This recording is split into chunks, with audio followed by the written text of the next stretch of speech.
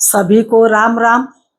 तो आज हम आप लोगों को श्री शिव महापुराण सुनाने जा रहे हैं। आज हम सुनाएंगे प्रथम अध्याय। तो चलिए अब हम शुरू करते हैं श्री शिव महापुराण। आप लोग और ध्यान से सुनिएगा दोस्तों, ध्यान से सुनिएगा, तभी समझ में आएगा। जो लोग भी शिव जी के भक्त होंगे उनको अच्छे से समझ में आएगा। तो शुरू करते हैं श्री शिव महापुराण। तो चलिए सबसे पहले प्रार्थना कर लेते हैं। त्वमेव माता च पिता त्वमेव त्वमेव बंधु च सखा त्वमेव त्वमेव विद्या द्रविणं त्वमेव त्वमेव सर्वं देव देवा। तो इसी के साथ अब शुरू करते हैं अपना श्री शिव महापुराण। तो आप लोग ध्यान से सुनिएगा और समझने की कोशिश करिएगा। श्री गणेशाय नमः। श्री शिव महापुराण अथ प्रथमोध्याय। शौनक जी के साधन विषयक प्रश्न करने पर सूतक जी उन्हें शिव महापुराण की महिमा सुनाना। श्री शौनक जी बोले, हे महाज्ञानी सूत जी, संपूर्ण विद्यांतों के ज्ञाता हे प्रभु, मुझसे पुराणों की कथाओं की सार तत्व का विशेष रूप से वर्णन कीजिए। सदाचार, भगवत भक्ति और विवेक की वृद्धि कैसे होती है तथा साधु पुरुष किस प्रकार अपने काम, क्रोध आदि मानसिक विकारों का निवारण करते हैं। इस घोर कलयुग में जीव प्रायः असुर स्वभाव के हो गए हैं। उस जीव समुदायों को शुद्ध दैवी संपत्ति से युक्त बनाने के लिए सर्वश्रेष्ठ उपाय क्या है? आप इस समय मुझे ऐसे कोई शाश्वत साधन बताइए जो कल्याणकारी वस्तुओं में भी सबसे उत्कृष्ट एवं परम मंगलकारी हो तथा पवित्र करने वाले उपायों में भी सर्वोत्तम पवित्र कारक उपाय हो। तात वह साधन ऐसा हो जिसके अनुष्ठान से शीघ्र ही अंतःकरण की विशेष शुद्धि हो जाए तथा उससे निर्मल चित्त वाले पुरुष को सदा के लिए शिव की प्राप्ति हो जाए। सूत जी बोले, मुनिश्रेष्ठ शौनक, आप धन्य हैं। आपके हृदय में पुराण कथा सुनने के प्रति विशेष प्रेम एवं लालसा है, इसलिए मैं शुद्ध बुद्धि से विचार कर परम उत्तम शास्त्र का वर्णन करता हूँ।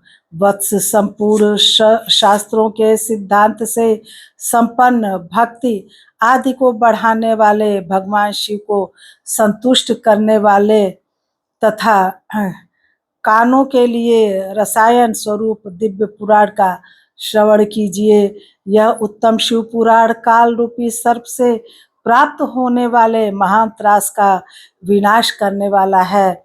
हे मुने, पूर्व काल में शिव जी ने इसे कहा था। गुरुदेव व्यास जी ने सनत कुमार मुनि का उपदेश पाकर कलयुग के प्राणियों के कल्याण के लिए बड़े आदर से संक्षेप में इस पुराण का प्रतिपादन किया है। हे मुने, विशेष रूप से कलयुग के प्राणियों की चित्त शुद्धि के लिए इस शिव पुराण के अतिरिक्त कोई अन्य साधन नहीं है। हे मुने, जिस बुद्धिमान मनुष्य के पूर्व जन्म के बड़े पुण्य होते हैं, उसी महाभाग्यशाली व्यक्ति की इस पुराण में प्रीति होती है। यह शिव पुराण परम उत्तम शास्त्र है। इसे इस भूतल पर भगवान शिव का वाडम्य स्वरूप समझना चाहिए और सब प्रकार से इसका सेवन करना चाहिए। इसके पठन और श्रवण से शिव भक्ति पाकर श्रेष्ठतम स्थिति में पहुंचा हुआ मनुष्य शीघ्र ही शिव पद को प्राप्त कर लेता है। इसलिए संपूर्ण यत्न करके मनुष्यों ने इस पुराण के अध्ययन को अभिष्ट साधन माना है और इसका प्रेम पूर्वक श्रवण भी संपूर्ण वांछित फलों को देने वाला है।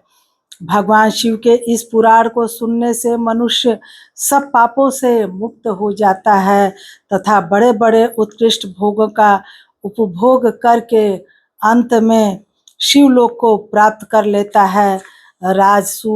राजसूय यज्ञ और सैकड़ों अग्निष्टोमय यज्ञों से पुण्य प्राप्त होता है। यह भगवान शिव की कथा के सुनने मात्र से प्राप्त हो जाता है। हे मुने, जो लोग इस श्रेष्ठ शास्त्र शिव पुराण का श्रवण करते हैं उन्हें मनुष्य नहीं समझना चाहिए, वे रुद्र स्वरूप ही हैं, इसमें संदेह नहीं है।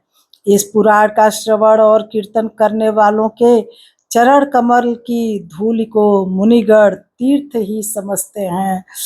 जो प्राणी परम पद को प्राप्त करना चाहते हैं उन्हें सदा भक्ति पूर्वक इस निर्मल शिव पुराण का श्रवण करना चाहिए।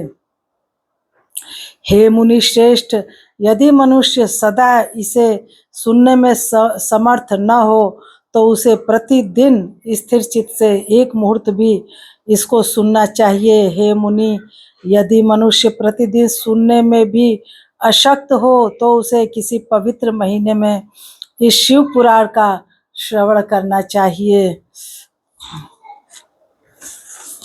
जो लोग एक मुहूर्त उसका भी आधा अथवा क्षण मात्र भी इस पुराण का श्रवण करते हैं उनकी दुर्गति नहीं होती।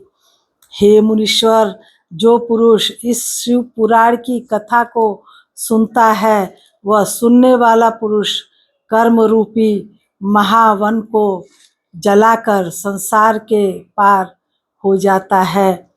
हे मुने, सभी दानों और सभी यज्ञों से जो पुण्य मिलता है वह फल भगवान शिव के इस पुराण को सुनने से निश्चल हो जाता है। हे मुने, विशेषकर इस कली काल में तो शिव पुराण के श्रवण के अतिरिक्त मनुष्यों के लिए मुक्तिदायक कोई अन्य श्रेष्ठ साधन नहीं है।